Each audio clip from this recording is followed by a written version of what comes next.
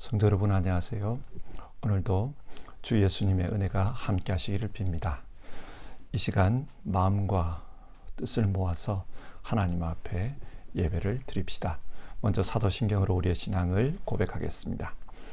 나는 전능하신 아버지 하나님 천지의 창조주를 믿습니다. 나는 그의 유일하신 아들 우리 주 예수 그리스도를 믿습니다. 그는 성령으로 잉태되어 동정녀 마리아에게서 나시고 본디오 빌라도에게 고난을 받아 십자가에 못 박혀 죽으시고 장사된 지 사흘 만에 죽은 자 가운데서 다시 살아나셨으며 하늘에 오르시어 전능하신 아버지 하나님 우편에 앉아 계시다가 거기로부터 살아있는 자와 죽은 자를 심판하러 오십니다. 나는 성경을 믿으며 거룩한 공교회와 성도의 교제와 죄를 용서받는 것과 몸의 부활과 영생을 믿습니다. 아멘. 오늘 읽으실 하나님의 말씀은 사무엘상 4장부터 7장까지의 말씀입니다. 이 말씀 중에 사무엘상 7장 5절부터 11절의 말씀을 읽겠습니다. 5절부터 12절입니다. 그때에 사무엘이 이스라엘 사람들을 모두 미스바로 모이게 하였다. 그들의 죄를 용서하여 달라고 주님께 기도를 드리려는 것이었다.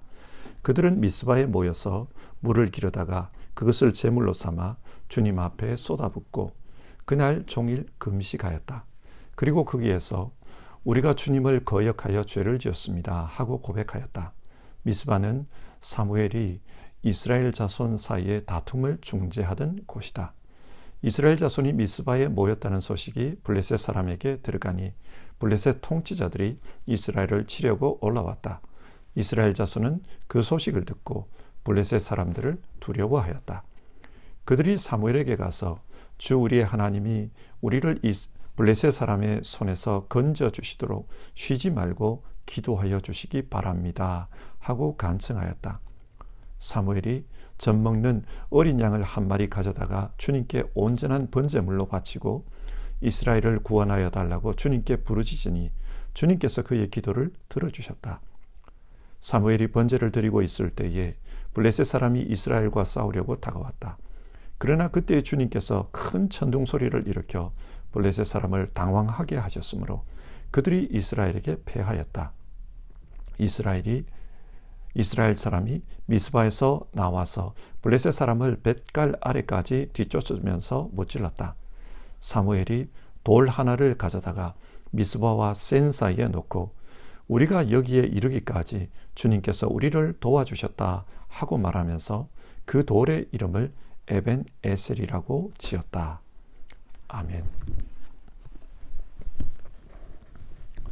이번 한 주간은 사무엘상의 말씀을 살펴보게 됩니다.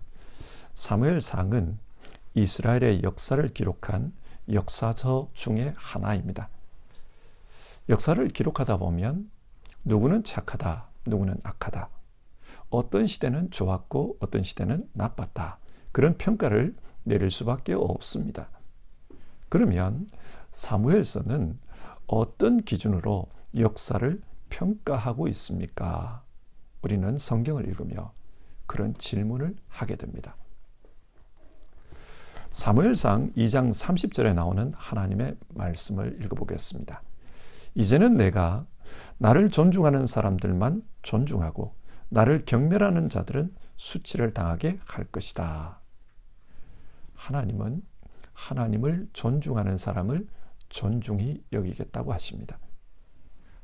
사무엘서는 하나님을 존중했느냐, 하나님을 경멸했느냐, 그것을 기준으로 그 사람과 그 시대를 평가합니다. 오늘 우리가 읽은 말씀은 엘리 시대의 종말과 사무엘 시대의 시작에 대한 내용입니다. 두 시대는 뚜렷이 구분이 됩니다. 어떻게 구분이 됩니까? 오늘 성경 말씀을 함께 살펴봅시다. 먼저 4장에는 엘리 시대의 종말에 대한 말씀이 나옵니다. 엘리는 이스라엘의 대제사장이었습니다. 그런데 엘리는 영적으로 어두웠습니다. 사무엘서 3장을 보면 하나님은 엘리와 대화하지 않습니다. 대신 어린 사무엘과 대화합니다. 하나님께서 엘리와 대화하지 않는 이유는 그 두 아들의 악행 때문입니다. 엘리의 두 아들 홈리와 비느하스는 아주 악했습니다. 그들은 하나님을 무시했고 하나님께 드리는 제사를 하찮게 여겼습니다. 그들은 제사로부터 나오는 그 제물에만 관심이 있었습니다. 요즘식으로 말하면 목사가 예배는 대충 드리고 그 예배에서 나오는 헌금에만 눈독을 들였다는 말입니다. 그 결과 하나님은 그들을 벌하기로 작정하셨습니다. 어떻게 벌하십니까? 이스라엘과 블레셋 사이에 있었던 전쟁을 통해 벌하십니다. 블레셋 민족은 원래 지중해 여러 섬에 흩어져 살던 해양 민족이었습니다. 이들은 군사적으로 굉장히 강했습니다. 그래서 중동 역사를 보면 지중해 주변 여러 나라를 이들이 무너뜨렸습니다. 이 사람들은 이렇게 전쟁을 하고 그 전쟁에서 약탈물을 가져와 가지고 먹고 살았습니다. 그런데 나중에 이 블레셋이 정착을 해서 도시국가를 세우는데 그것이 블레셋의 다섯 성읍입니다. 이런 강한 블레셋과 이스라엘이 전쟁을 하니까 전쟁의 결과가 어떻겠습니까? 이스라엘은 블레셋과의 전쟁에서 이길 수가 없었습니다. 그래서 자신들의 힘으로는 이길 수가 없으니까 하나님의 힘을 빌어서 이 전쟁에 맞서보자. 그렇게 결정을 내립니다. 하나님의 언약궤를 전쟁터에 가져오기로 한 것입니다. 하나님의 궤는 하나님의 임재를 상징합니다. 하나님께서 그 언약궤에 덮개에 임재하신다. 그렇게 말씀하셨습니다. 따라서 이 하나님의 궤를 가지고 오면 하나님이 자신들과 함께 전쟁터에서 싸울 수밖에 없다. 그렇게 생각한 것입니다. 하나님의 이름 중에 만군의 여호와라는 이름이 있습니다. 모든 군대를 통솔하시는 전쟁의 신 여호와, 그런 뜻입니다. 이 만군의 여호와께서는 홍해에서 이집트 군대와 싸우셨습니다.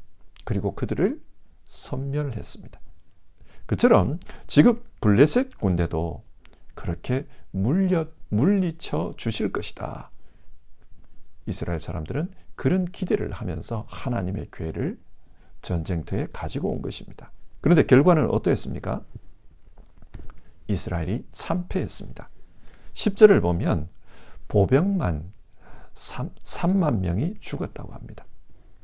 그리고 11절 하나님의 궤도 블레셋에게 빼앗겼고 엘리의 두 아들 홈리와 비느하스가 전사했습니다. 지도자가 죽은 겁니다. 하나님은 이 전쟁을 통해 엘리의 두 아들을 벌하셨습니다. 뿐만 아니라 엘리의 두 아들을 따랐던 이스라엘도 벌하셨습니다. 그런데 성경을 읽으며 이런 질문이 듭니다. 하나님의 임재의 상징인 하나님의 궤가 함께 있는데 왜 전쟁에서 졌을까? 성경은 이 질문에 대한 해답으로 이가봇 이야기를 들려줍니다. 이가봇이 무엇입니까? 전쟁의 결과가 엘리에게 보고되었습니다. 엘리는 이 소식을 듣고 너무 놀라서 의자에서 넘어집니다. 그리고 의자에서 넘어질 때 목이 부러져 죽었다고 합니다. 그런데 사무엘서는 그 죽음의 원인을 이렇게 기록하고 있습니다. 18절을 보면요. 늙은 데다가 몸까지 무거웠기 때문이다. 몸이 무거웠기 때문에 목이 부러져서 죽었다는 말입니다. 한편 이 소식이 전해질 때 엘리의 며느리가 해산하고 있었는데 해산한 이후에 아이의 이름을 이가봇이라고 지었다고 합니다.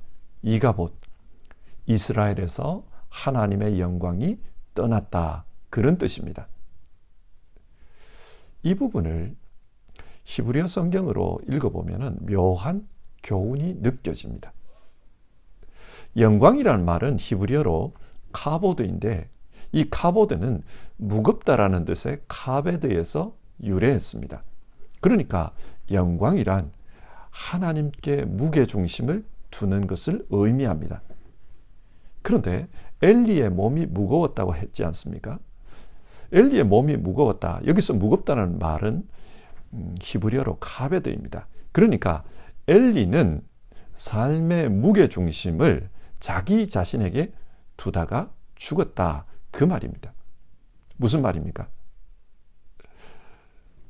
하나님께 두어야 될 무게중심, 즉 하나님의 영광을 엘리가 가로채고 있었다. 성경은 넌지시 그것을 말하고 있습니다. 엘리는 자신의 두 아들이 분명히 잘못하고 있다는 것을 알고 있었습니다. 하지만 처벌하지 않았습니다. 왜 그렇습니까? 그 아들들을 통해 이스라엘의 대제사장이라는 자기 집안의 권위를 계속해서 이어가기를 원했기 때문입니다. 잘못하는 것을 알면서도 그 권위를 이어가기 위해서 벌하지 않았습니다. 이런 식으로 인간이 하나님의 영광을 가로채자 하나님은 그 사람을 벌하십니다. 벌하시는 데서 끝나지 않고 하나님 자신도 그런 사람이 다스리는 이스라엘을 떠나버립니다. 어디로 떠납니까? 사무엘상 5장을 보면 하나님의 괴가 블레셋 땅으로 끌려간 이야기가 나옵니다. 고대 근동 사람들은 전쟁이 단순하게 인간의 싸움이 아니라 그 인간들이 섬기는 신들의 싸움이기도 하다, 그렇게 생각했습니다. 그래서 이 전쟁에서 블레셋이 이기니까 블레셋 신이 이스라엘의 신 하나님을 이겼다, 그렇게 생각했습니다. 따라서 이 하나님을 블레셋 신의 포로로 끌고 간 겁니다. 그래서 전쟁 포로로 블레셋 신의 거기에 놓아둔 겁니다. 블레셋 신을 섬기는 노예 역할을 하라는 말입니다. 그런데 어떤 일이 일어납니까? 5장 3절을 보면 블레셋 신 다곤이 하나님의 궤 앞에 엎드려 있었다, 그런 말이 나옵니다. 마치 엎드려서 절을 하는 것처럼 그런 자세로 하나님 앞에 엎드려 있었다는 것입니다. 사람들은 이런 일이 우연히 일어났다고 생각한 것 같아요. 그래서 다시 다곤 신상을 세워서 제자리에 두었습니다. 그런데 그 다음날 가보니까 또다시 엎드려져 있었습니다. 그런데 이번에는 얼굴도 팔도 다 잘린 상태로 몸통만 남아 있었습니다. 사람들은 이 일이 이상하다 그렇게 생각했지만 하나님 때문에 일어난 일이라고는 생각하지 않았습니다. 하지만 6절, 블레셋 땅에 재앙이 내립니다. 전염병이 퍼진 겁니다. 이 전염병으로 많은 사람들이 악성종양에 시달리고 또 죽어나갔습니다. 이런 재앙을 경험하면서 이 재앙은 이스라엘의 하나님 때문이다, 블레셋 사람들이 그렇게 생각하기 시작한 겁니다. 그래서 이 하나님의 궤를 다른 도시로 옮기라고 합니다. 다른 도시로 옮겼는데 그 도시에서도 똑같은 재앙이 발생했습니다. 그러자 이 도시 사람들도 두려워합니다. 이 궤는 여기에 둘 게 아니다, 다른 도시로 옮기라고 합니다. 그래서 옮겨간 도시가 에그론입니다. 에그론에 이 하나님의 궤가 들어오자 에그론 사람들이 원망합니다. 왜 아스돗 사람들은 전쟁에서 이 이스라엘의 신의 궤를 가져와 가지고 우리 민족 전체를 죽이려고 하는가, 그러면서 원망합니다. 그리고 이 궤를 가져가라고 합니다. 에그론에서도 똑같은 재앙이 나타나서 많은 사람이 죽고 어려움을 겪자 블레셋 지도자들은 이 궤를 여기에 둬서는 안 되겠다, 하나님의 궤를 다시 돌려보내자, 그렇게 결정합니다.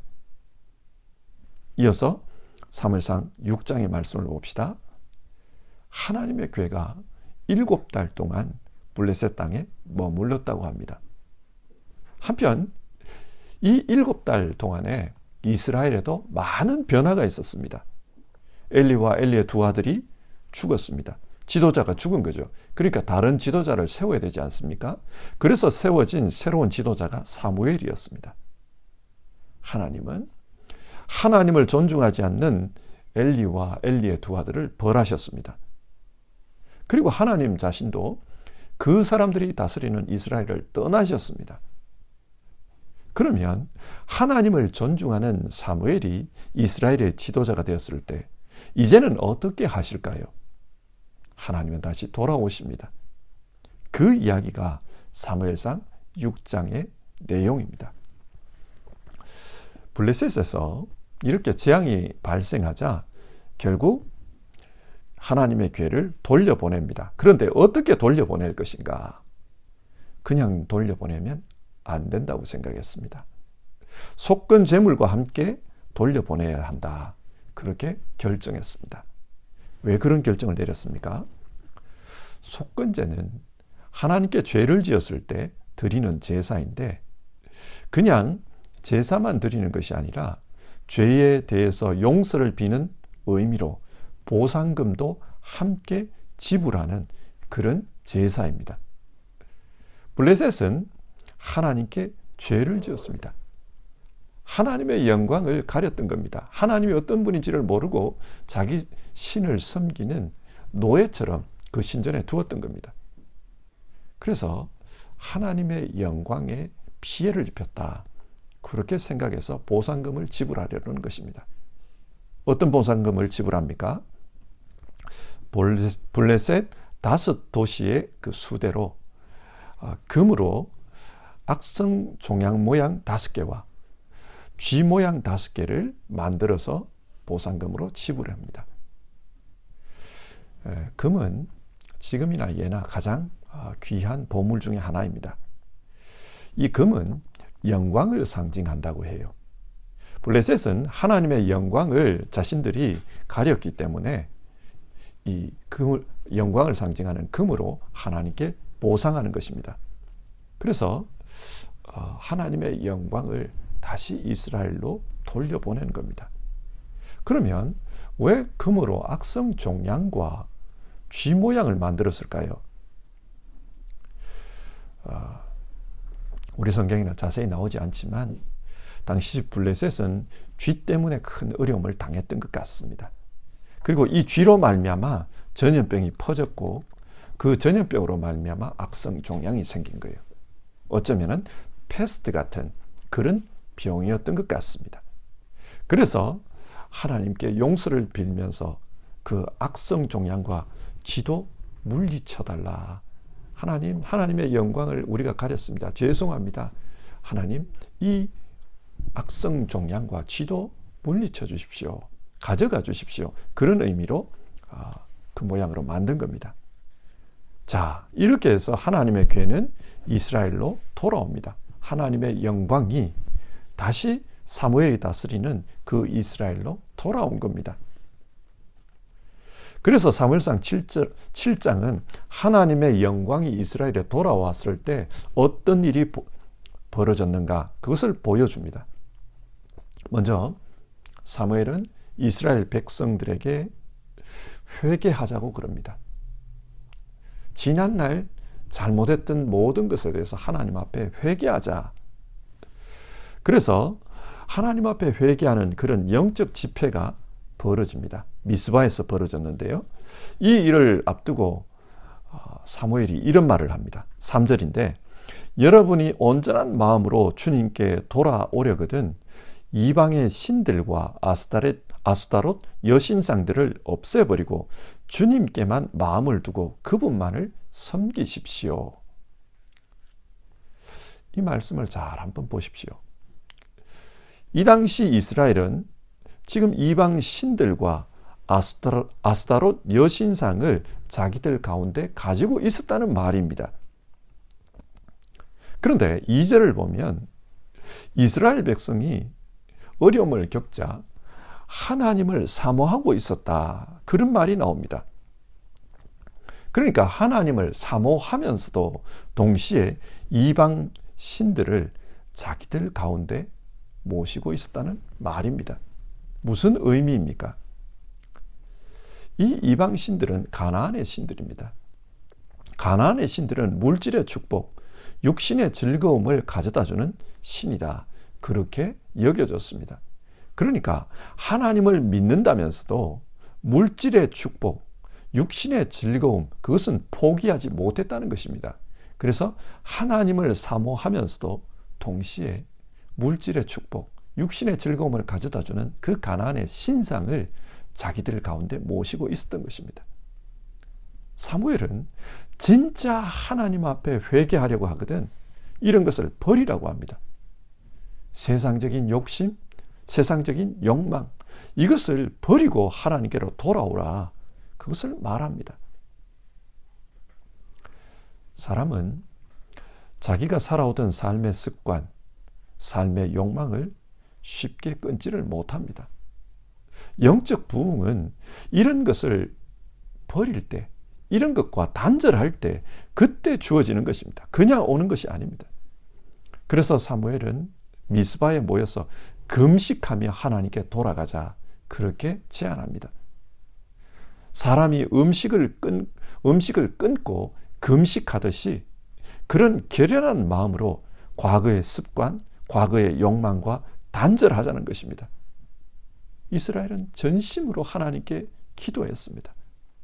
그런데 그때 문제가 생겼어요. 이스라엘이 이런 영적 지폐를 가지고 있을 때 블레셋이 쳐들어온 것입니다. 이스라엘 사람들은 두려웠습니다. 싸울 준비가 하나도 되지 않았는데 블레셋이 쳐들어온 겁니다. 그래서 하나님의 도움을 요청합니다. 사무엘에게 하나님 도와달라고 좀 기도해 주십시오. 기도를 요청합니다. 8절 하나님이 우리를 블레셋으로부터 구해 주시도록 우리를 위해 기도해 주십시오. 그렇게 기도 부탁을 하고 이스라엘 사람들은 싸우러 나갔습니다. 자, 여기서 우리는 이스라엘의 변화된 모습을 보게 됩니다. 과거와 단절하고 정말 하나님께로 돌아왔다는 것을 이 모습에서 볼 수 있습니다. 그들은 하나님을 의지합니다. 자기들이 가지고 있던 그런 신상을 의지한 게 아니라 하나님을 의지합니다. 하나님 우리를 구해 주십시오. 자, 하나님께서 이들의 기도에 응답하십니다. 어떻게 응답합니까? 이스라엘을 공격하러 오는 그 블레셋에게 천둥 소리를 일으켜서 크게 두렵게 한 것입니다. 마치 하늘에서 이놈 꾸짖는 것처럼 그렇게 천둥 소리로 블레셋을 쳤습니다. 그러자 블레셋은 놀라서 두려워서 도망갔다고 합니다. 이런 블레셋을 이스라엘 백성은 끝까지 추격했고 그래서 그동안 빼앗겼던 모든 땅들을 다시 찾아왔습니다. 뿐만 아니라 이 사무엘이 살아있는 동안 하나님께서 이스라엘을 지켜주셨기 때문에 더 이상 블레셋이 어떻게 하지를 못했습니다. 그 땅에 평화가 임했습니다. 사람들은 이것을 기념해서 비석 하나를 세우게 되는데 그 비석의 이름이 에벤 에셀입니다. 하나님께서 여기까지 우리를 도와주셨다. 하나님의 도우심의 역사를 기념하는 그 비석을 세웠습니다. 자, 오늘 말씀을 한번 정리해 봅시다. 하나님은 하나님을 존중하는 자를 존중히 여겨주십니다. 반면 하나님을 멸시하는 자를 하나님은 벌하십니다. 엘리와 엘리의 두 아들은 하나님을 멸시했습니다. 하나님의 영광을 가로채며 자기들의 배를 불렸습니다. 그러자 하나님께서 그들을 벌하셨습니다. 이가봇, 하나님의 영광이 그들로부터 떠난 겁니다. 그러나 사무엘은 하나님을 존중했습니다. 삶의 중심을 하나님께 두고 살았습니다. 그럴 때 하나님은 다시 이스라엘로 돌아오십니다. 그의 영광이 사무엘과 함께 이스라엘에 머물게 하셨습니다. 그래서 전쟁에서 승리하게 했고 뿐만 아니라 사무엘이 다스리는 동안 그 이스라엘을 하나님께서 지켜주셨습니다. 에벤 에셀, 하나님께서 지켜주셨습니다. 에벤 에셀, 도움의 돌. 여기 에셀이라는 말이 나오는데 이 말은 돕다라는 뜻입니다. 이 단어가 창세기 2장에서 아담과 하와가 결혼할 때 그때도 나왔습니다. 하나님께서 아담에게 돕는 배필을 지어줍니다. 그가 하와였죠. 여기서 돕는 배필, 그 돕는 배필, 그것이 에셀입니다. 히브리 말로 에셀입니다. 에셀이라는 말은 돕다라는 뜻도 있지만 동시에 지켜주다, 보호해주다, 그런 뜻도 있습니다. 하나님께서 지금 이스라엘의 에셀이 되어주셨습니다. 이스라엘을 마치 보디가드가 지켜주듯이 그렇게 지켜주셨다는 말입니다. 보디가드가 자기 목숨을 걸고 지켜주듯이 하나님께서 이스라엘을 그렇게 지켜주셨습니다. 그래서 그 땅에 평화가 임했던 겁니다.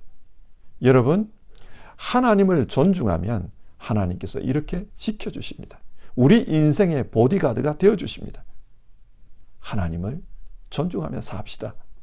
하나님을 존중하며 사는 것이 인생을 올바로 사는 길이라 성경은 우리에게 그것을 교훈해 줍니다.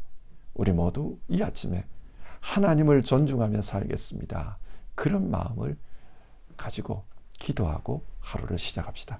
찬송가 312장 너 하나님께 이끌리어 우리 1절 부르고요. 같이 기도하겠습니다.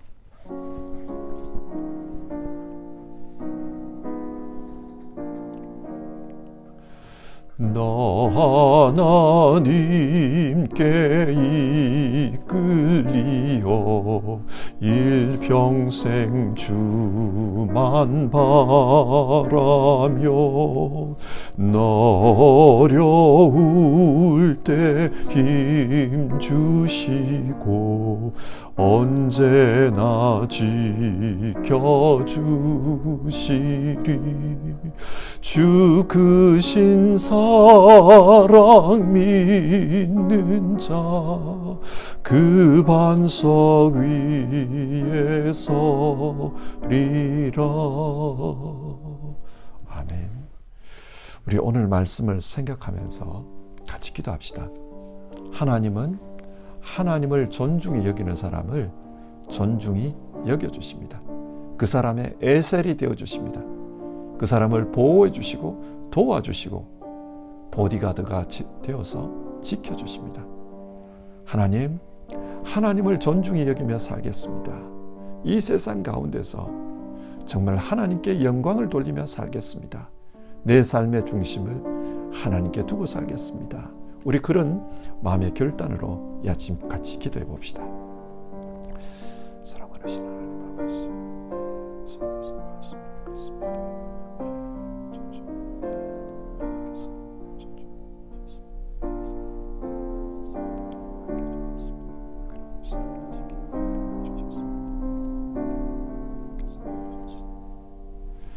하나님, 오늘 사무엘서의 말씀을 통해 우리는 어떻게 믿고 어떻게 살아야 하는가 그것을 살펴보았습니다.